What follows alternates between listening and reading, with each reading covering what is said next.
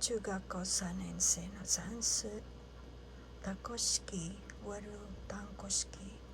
So first problem natin, parenthesis 2x squared plus 4xy divided by 3 over 2x. So first explanation, これ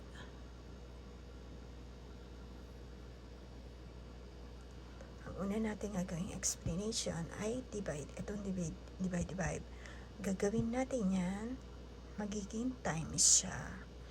So, ito,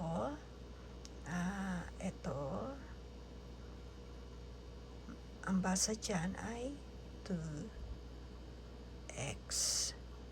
Tapos, yung bumpo niya ay 3. Pero, hindi pa talaga yan ang tamang gamit. Magiging ito dito, tapos ito naman dito. Babaliktarin natin, magiging 3, tapos bumpo 2x.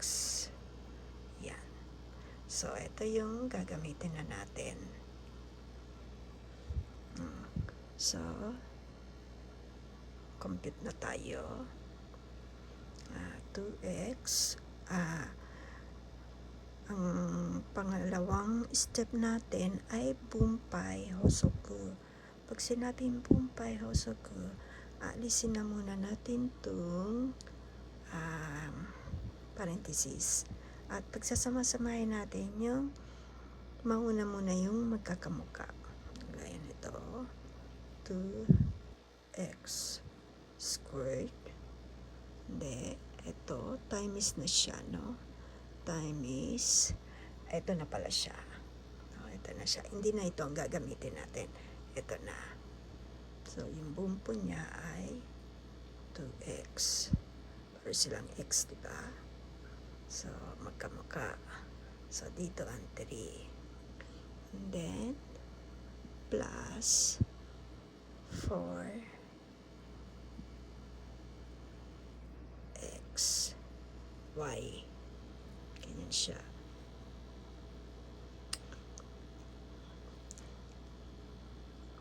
So, itatimes pa rin natin ito. Ito 2x over 3. Ganyan na mangyayari. Alam niyo ba kung bakit? Ito, itatimes mo dito. Ngayon, ito, itatimes mo ulit dito. Kaya, ganito siya. Ganyan siya.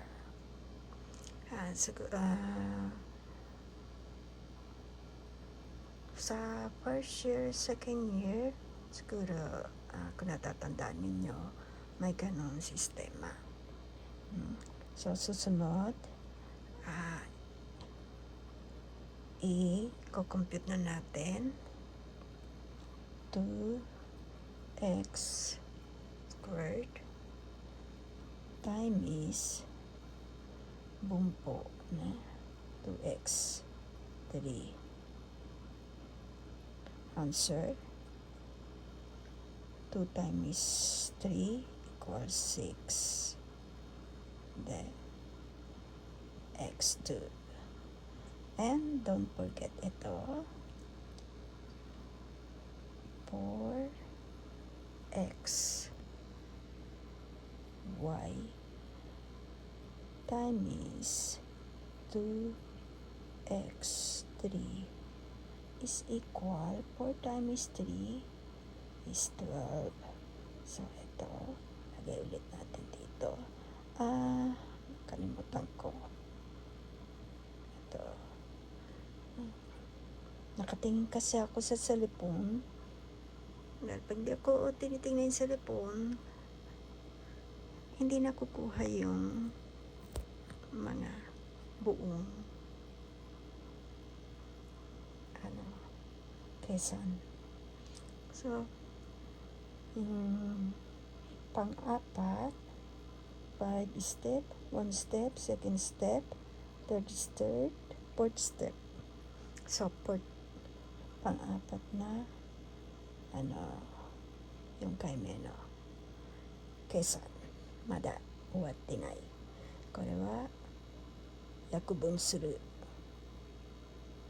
6 divided by 2 is 3. で、これ、ここに x squared. x squared. And then, ito rin, 12 divided by 2. May y. Nakalimutan ko na naman. xy. Sorry. Then, 12 divided by 6 is, 12 divided by 2 is 6. Then, eto mapapansin nyo. Ito may nakatagong 1. May nakatago din 1 yan. So, i-divide mo yan sa 1. So, 1 divided by 1 is 1. Then, hindi mo na ilalagay yan, yung x. Hindi mo na ilalagay yung x. Dahil, ganun ang sistema talaga. So, ang natira ay y. So, final answer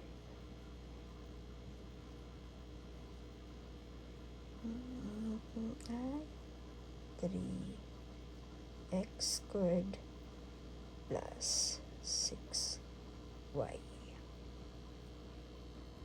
This is the final answer. Okay. Thank you very much. 3年生、中学校3年生の算数。